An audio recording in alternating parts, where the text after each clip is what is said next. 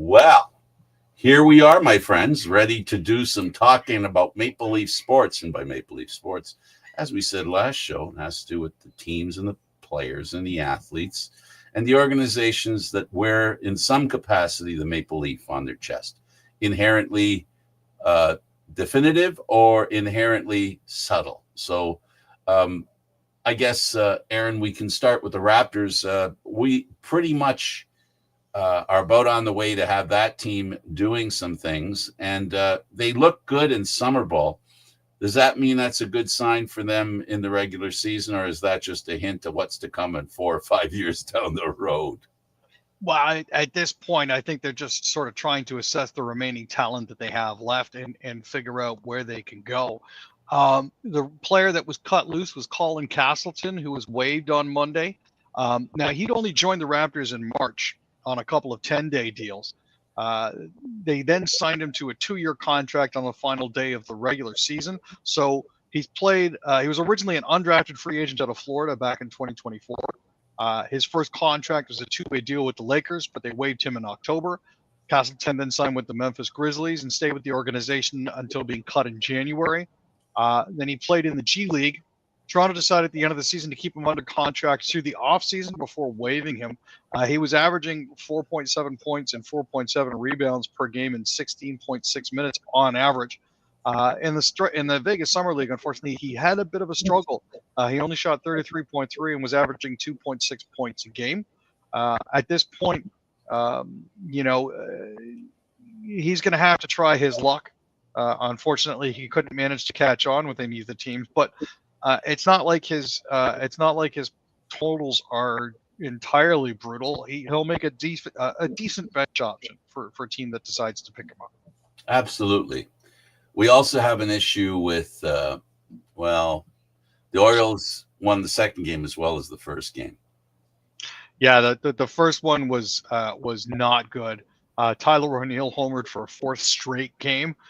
And the Baltimore Orioles tied a major league record with 5 sac flies on Tuesday afternoon in a 16-4 rout of the Toronto Blue Jays in the opener of a doubleheader. Ramon Urias homered twice. Gunnar Henderson also went deep for the last place Orioles, who have now outscored the Jays 27-8, and that was at that point in the series. They ended up outscoring them 30-10. Charlie Morton allowed 3 runs in 6 innings for the Orioles, yielding a 2-run shot by Addison Barger in the 4th. Easton Lucas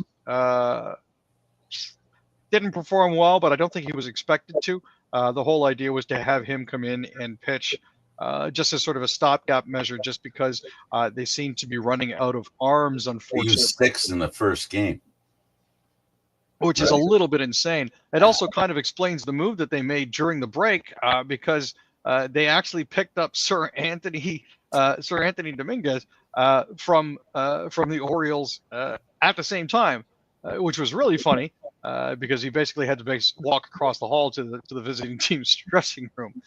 His friends in the Orioles bullpen did chirp him a little bit when he came back onto the field for the second game, but in the one inning that he pitched, turns out he didn't do too badly. He faced 3 batters and struck out 2 of them. So. Yeah, 3 up and down. At the end of the day, not a bad thing.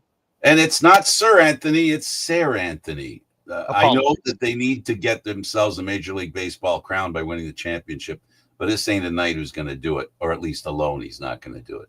But I guess if you're going to get a Sir Anthony, you might as well get a Sir Anthony in chasing a crown. Let's go to the MLS and let's go to the Vancouver Whitecaps, and they're going across the pond to get some help, and his name is Mueller. Yeah, he's this is a guy that I've been watching for years. Originally with Bayern Munich, spent his entire career with them, actually. He's set to join Vancouver Whitecaps, according to Fabrizio Romano.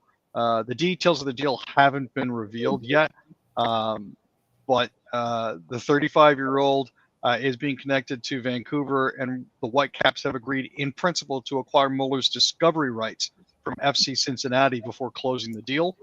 Cincinnati will receive $400,000 in guaranteed allocated money after letting go of Mueller's rights, which allowed the club to negotiate with players. Cincinnati reportedly tried to sign him earlier in the summer, but failed to reach a deal due to the lack of a designated player spot. Since he wouldn't be DP, Cincinnati could only offer Mueller just under $2 million, which he didn't accept. So um, he's arriving at the club. He arrived at the club in 2000, Bayern Munich, and spent 7 years of his youth career there before playing for the second team, and then joined the first team and helped them with 12 Bundesliga titles. So Vancouver's getting a player here with significant pedigree. Absolutely. 25 years with Bayern Munich, which is a pretty good organization. So for him to be in that long in that organization, it tells you there's something about that guy that's going to be handy when he comes to Vancouver. I know that MLS brings in a lot of players at the end of their career. There's a pretty good guy in Miami, Florida, that seems to be helping that organization at the tail end of his career. Let's go over to tennis, and Fernandez is not happy with the tennis tournament she is at. Tell us more, Aaron. Well, the unfortunate thing is she was out in the first round, losing 6-4, 6-1 to Maya Joint on Tuesday afternoon. This was 2 days after she hoisted her fourth WTA crown at the the DC Open. She had apparently received assurances and promises that she would take the court during Tuesday's night session, which would give her more time to rest between the two tournaments, but learned Sunday while traveling to Montreal from Washington that wouldn't be the case. Valérie Tétrault, the National Bank Open tournament director of Montreal, said that she had promised Fernandez she would fight so that she could have the time she wanted, but unfortunately she didn't win that. She said she'd received the request for her to play in the evening. It was my role to have conversations with the WTA, so I pushed as much as possible for her to have what she wanted, but unfortunately, WTA protocols mean first round matches need to be completed before second round matches are played. So that basically forced Fernandez to play in the earlier part of the day because second round matches were starting on Tuesday night.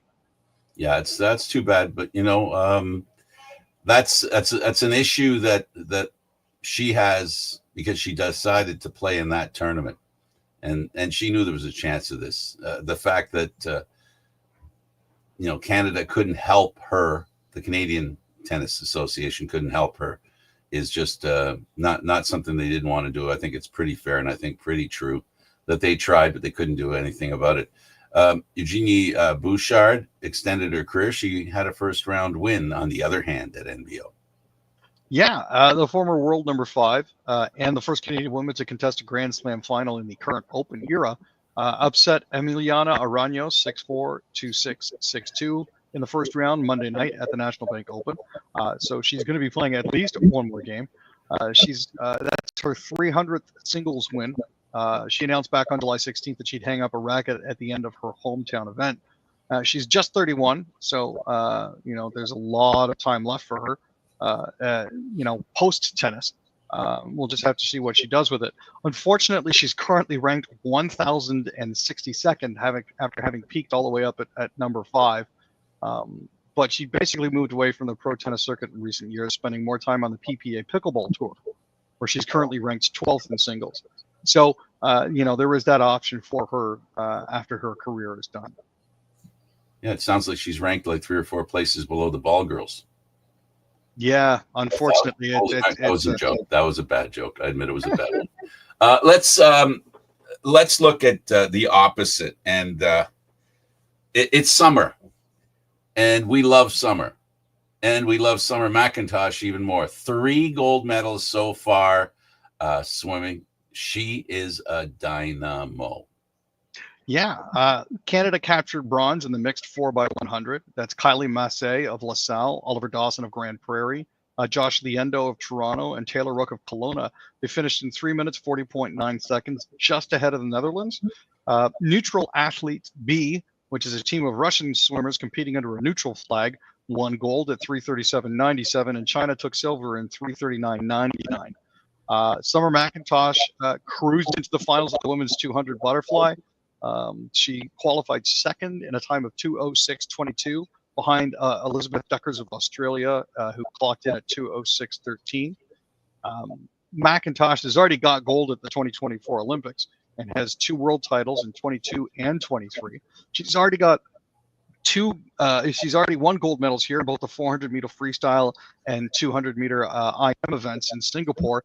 and she'll be swimming for a third one Thursday morning at 7:02 a.m. if anybody wants to get up that early. Earlier in the day, Ilya Karun of Montreal actually placed fourth in the men's 200 butterfly, finishing just 0.17 seconds off the podium after winning Olympic bronze in Paris. Absolutely. Let's go over to hockey. We'll talk about the Habs. And what about this Struble signing? Tell us all about it. So this was something that Montreal had been looking to do for a while. He wanted to basically fill out his dance card for the season. So he inked Jayden Struble finally to a one-way 2-year deal with a 1.4125 AAV and avoided an arbitration hearing in the process. Struble and the Habs were scheduled to have an arbitration hearing on August 3rd, but it won't be needed. The Pact won't pay the 23-year-old much more than Arbor Jacki, but he signed a deal coming off his ELC with 1.3 million AAV. Considering that it was signed a year ago in flat cap era, Struble essentially got the same deal, but with the cap raise and passage of time factored in. So as things stand, Struble and Jacki will once again be vying for the 6th defenseman spot this upcoming season, unless David Reinbacher causes a big surprise and shows he's ready to make it up to the NHL out of camp. Oh, interesting. Yeah. Logan Mailloux also would have been a contender for a spot in the lineup, but Hughes has sent him to the St. Louis Blues for help in the form of Zachary Bolduc. So, Struble actually spent some of the time last season paired with Lane Hudson. But that duo was mainly the result of injuries on the blue line, and the fact that they've got him again back as a depth player means that there's some hope for some of the players coming back. Absolutely. Let's go to the Sens. They got a big trade in mind, maybe? Possibly. After a good run in the playoffs, in the fact that they made the playoffs and did a decent job against the Leafs, Adam Grutz from Bleacher Report has indicated that the Sens could be putting a trade together to get Erik Karlsson from the Pittsburgh Penguins. It'd be an interesting one for sure. Karlsson's already played 627 games in Ottawa, had 126 goals and 392 assists for 518 points.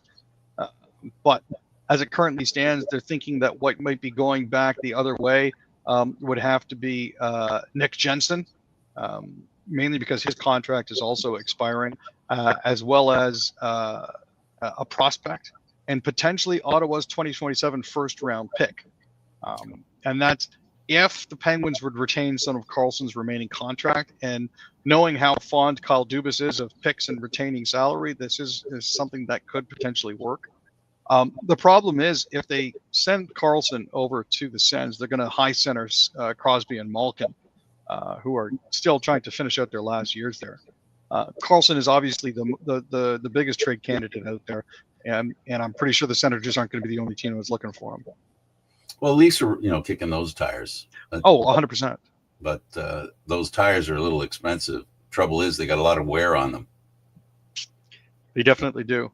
Right. So let's talk about the Jets, and they signed defenseman Dylan Sandberg. So a lot of people seem to be trying to shore up the blue line these days. Obviously, the Jets are no exception to this. They've signed Dylan Sandberg to a 3-year contract extension with an AAV of $5.75 million. That's $17.25 million over the next 3 years. He had career highs with 6 goals and 20 points in 60 games last season. He also led the Jets with a plus 34 rating, tied for 6th in the NHL. I know you and I don't usually tend to put a lot of stock in plus minus, but in this particular case here, it seems it may have had a bit of an influence. Sandberg also had 3 assists in 13 playoff games, as Winnipeg went to the second round before falling to Dallas in Game 6. He was a second-round pick by the Jets in 2017, and he appears to be working out. Flames prospect intended for the World Juniors will bow out due to concerns about health. Yeah, so we mentioned this on Monday about how we were very excited about the Flames having 3 or 4 different prospects there, but unfortunately, Zane Parekh will not participate in Hockey Canada's World Junior Summer Showcase due to a lower body injury. Now, the decision itself was made out of an abundance of caution, and Parekh has currently returned to Calgary to be evaluated by team medical staff. He's expected to make a full recovery and is on schedule to be ready for when the Flames open training camp this September. He was selected 9th by the Flames in the 2024 draft and is coming off a standout season in the OHL. He led all CHL defensemen with 107 points, basically proving himself to be one of the league's most dynamic young talents. Carter Hart, there was original talk that he might be joining the Oilers. The Oilers, I think, have thrown a lot of cold water on that one. Yeah, and the unfortunate thing is the Oilers are kind of goalie poor at this moment. So they could potentially use all the help they can get. But Carter Hart, while being found not guilty of sexual assault in the 2018 Hockey Canada trial, remains an unrestricted free agent, but also has been deemed ineligible to return for the time being because the NHL is conducting their own investigation into the judge's ruling. We talked about this on Monday about the standard of behavior versus the legal standard and the court of public opinion as opposed to a court of law. This is unfortunately one of those situations where Hart has rendered himself a non-starter for the Oilers as things currently stand. Yeah, and there isn't a world where leagues, organizations like to concern themselves with behavior of their players, not that it's illegal, just that it's unacceptable. So, but once all the facts start to come out about this case, I learned a new one recently. I was unaware that the accuser, the person who claimed to be a victim, was older than these guys. I just learned that recently, which surprised me. I didn't realize that she was older than them. All these are factors because you and I both know if ages were in reverse, it would accelerate the problem for a guy who's older than a girl quickly. These were teenagers and behaving like, well, as we heard, in a way that's not something you want to. It's not acceptable in many people's minds, and that's what the NHL has to do. They have to figure out the kids' rights, these young players' rights, and their reputation, and how it impacts on the league. That's what the discussion is going to be, and milking the rest of making these young men realize what they did could end their careers. It didn't this time. It didn't totally end their careers. Nobody's saying that they'll never play in the National Hockey League again. But what they are saying is right now, because of what you went through, we've got some big decisions to make, big thoughts to take. And that's a message not just for the players that we're talking about here, the 5 young players. We're talking about young men and men in general who play in the National Hockey League. How they treat other people outside the National Hockey League has an impact on whether you're a member of the NHLPA, whether the NHLPA wants you or not. Yeah, it seems unfair, but at the same time, there are behavior clauses in contracts. So regardless of whether or not there was enough evidence to convict them in the eyes of the courts beyond a reasonable doubt,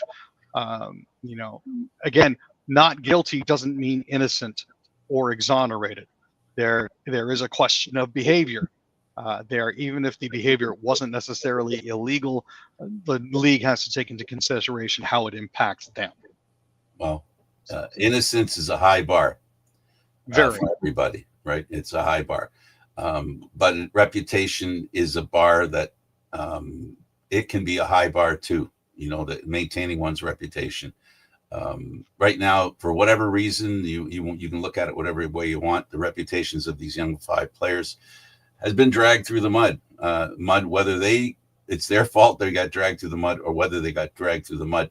Now there's the process where the league now gets to decide whether these are the kinds of players that they want in their league and also not accept them immediately. And that sends a message too, Aaron, to my point earlier. That's the way I see it anyway. Yep. The seriousness of what they went through now is coming home. They're not off the hook that easily. So people are watching them. Okay, let's talk about the National Hockey League's Maple Leafs. And they've found somebody new to stream their hockey games in 200 different countries. Tell us about it, Aaron. So NHL.tv is a popular streaming service that's currently available in over 200 countries for watching NHL games, which is a nice luxury for Leafs fans who live overseas. However, the league has announced Wednesday that NHL TV will be moving to the streaming service platform. I believe it's pronounced DAZN, which is DAZN for those of you who need the initials. And that's for all nations outside of Canada, the United States, and the Nordic nations, beginning with the 2025-2026 season.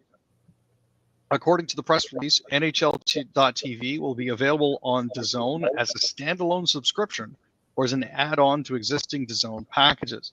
This service is going to cover nearly 200 countries worldwide, excluding US, Canada, and the Nordics. And by the Nordics, we mean Denmark, Finland, Norway, and Sweden. Essentially, the NHL TV service, as it was previously known, will no longer be available directly through the league in any of those remaining countries. This move mirrors similar transitions in North America, where NHL.tv previously shifted to streaming partners. In Canada, that was under the Sportsnet Plus premium banner, while in the United States, it's available through ESPN Plus only. Now, it's currently unclear if any functionality will change under DAZN's management of the package. Previously, under NHL TV, every game was archived and available for over a decade, including home, away, and national broadcasts. For those who are interested, DAZN also holds international NFL rights and was the broadcast home of the FIFA Club World Cup 2025, and they stream over 90,000 live events annually. Big deal. Oh, a very big deal. This is one of those things where it extends the reach of streaming programs, and unfortunately, in some cases, makes it more difficult to access some of that information in some of the games. Nothing says Maple Leaf more than the Maple Leafs, and we're still hung up on that story to go to Joshua being traded to the Leafs and now playing for the same coach he played for when he was a rookie, and that is Berube. It's going to be an interesting reunion, and I think the interesting part's going to be Craig Berube's going to have a team that's going to be forced, not choice. It won't be a choice now. This is a team that's going to be forced to play well defensively, to hold down the scoring of the opposition. And I say this with all due respect to Austin Matthews and Alex Nylander, and of course, John Tavares. The scoring is going to be a little more limited. They lost a guy who scored a lot of points on this team, got a lot of assists. We're going to find out how the people who scored on Marner's assists, guys like Matthews, Nylander, Tavares, on power play, we're going to find out who's going to fill the gap of making sure they get the puck, or can those three players score with less help from a left winger? That's the big question that's going to be always being asked after every game. Did they find a way to score? Did they get the kind of help to score?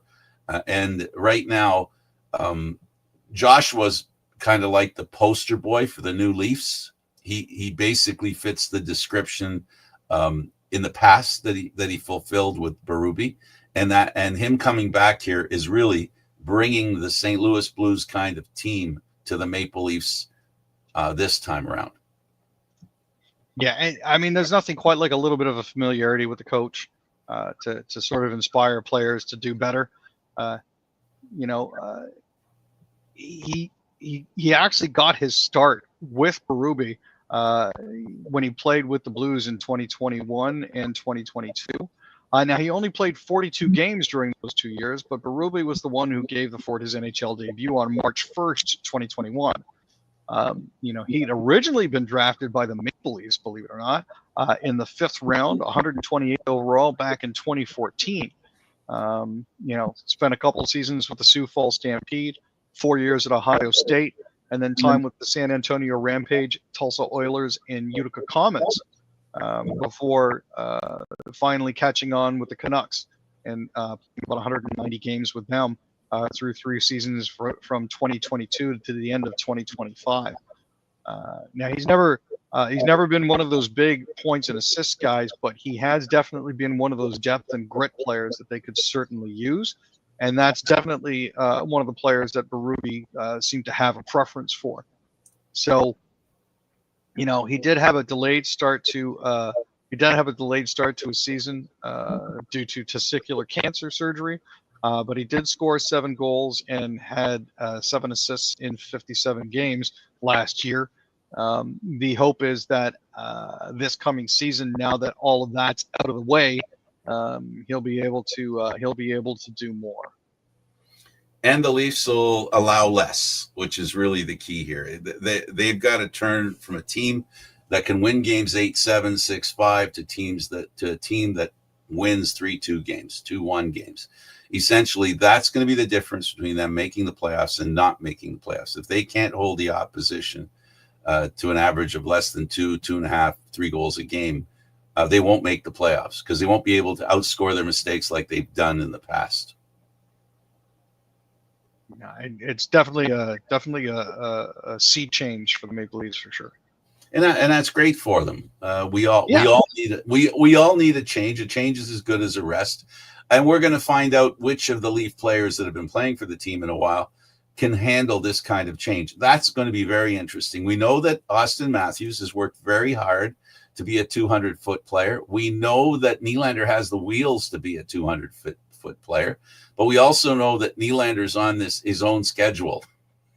and the question is, how often will his schedule link up with being able to help the Maple Leafs win using a 200-foot game as opposed to the breakaways, which he's very notorious for? He's going to have to score in a higher percentages of his breakaways now, Aaron. That's all I can say. There's nothing quite like a challenge, so I can definitely see him wanting to step up for that. It's going to be an interesting year as they adapt to not having a 100-plus point player in the lineup with them, especially not as prolific a feeder as Marner was. So. The big star of the show today, folks, Summer McIntosh. If you follow swimming and you like swimming, you know who she is.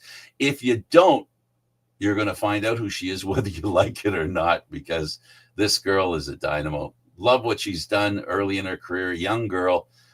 She has developed as a championship swimmer at a very young age. Watch out for her, guys, because this is one special swimmer. Aaron, thanks for doing this. Not a problem, Frank. Always a pleasure.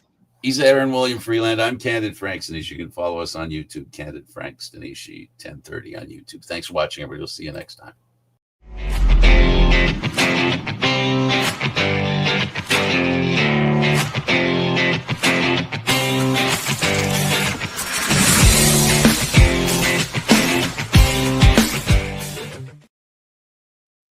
Good job, Aaron. See you later.